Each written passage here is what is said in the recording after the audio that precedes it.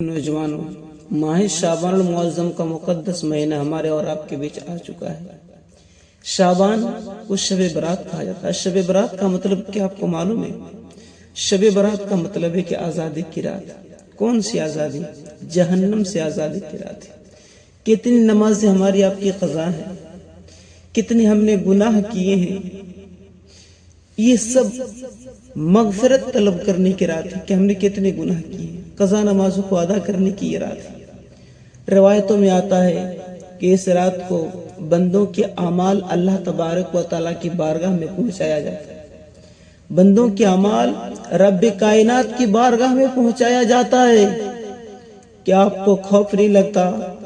کیا آپ کو ڈر نہیں لگتا کہ جب میرا عمل جب پہنچایا جائے، ہم نے کتنے گناہ کیے ہیں، ہم نے کتنی نمازیں چھوڑی ہیں، ان سب کو رب کریم کی بارگاہ میں پہنچایا جائے گا۔ اللہ کے حضور دعا کیجئے، گڑ گڑائیے، رب کے حضور فریاد کیجئے، قضا نمازوں کو ادا کیجئے، گناہوں سے توبہ کیجئے۔ شعبان المعظم کا مقدس مہینہ ہے، اپنے گناہوں سے توبہ کرنے کی باری ہے، توبہ کرنے کی یہ رات ہے۔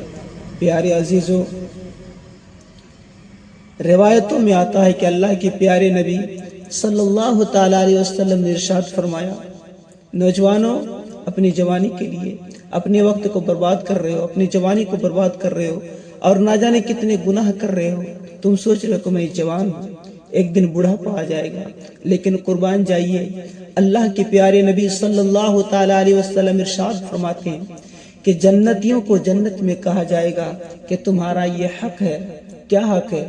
تمہارا یہ حق ہے کہ تم ہمیشہ جوان رہو، تمہارا یہ بھی حق ہے کہ تم ہمیشہ صحت مند رہو، تمہارا یہ بھی حق ہے کہ تم ہمیشہ اسی طرح رہو، تم پر کوئی مصیبت نہ آئے۔ یعنی کہ جنت میں کوئی مصیبت آئے گی ہی نہیں، نہ انسان بوڑھا ہوگا، بوڑھا بھی نہیں ہوگا، جوان ہی رہے گا، صحت مند رہے گا، پریشانی کے عالم میں نہیں رہے گا۔ تو اس جنت کو پانے کے لیے آج ہمیں اور آپ کو تکلیف کرنی ہے۔ حضور حافظ ملت علیہ الرحمہ ارشاد فرماتے ہیں کہ زمین کے اوپر کام، زمین کے نیچے آرام۔ یہ ہمارے بزرگان دین کا قول ہے۔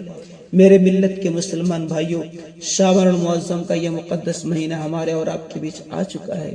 گناہوں سے توبہ کیجئے، نمازوں کی پابندی کیجئے، قضا نمازوں کو ادا کیجئے۔ اگر ماں باپ روٹھے ہوئے ہوں، ماں باپ کو منائیے۔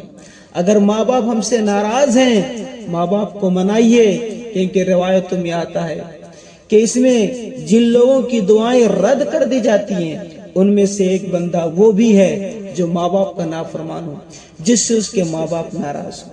اللہ تعالیٰ سے دعا ہے کہ پروردگار عالم ہم تمام لوگوں کو حسن عمل کی توفیق عطا فرمائے۔ آمین ثم آمین بجاہ سید المرسلین۔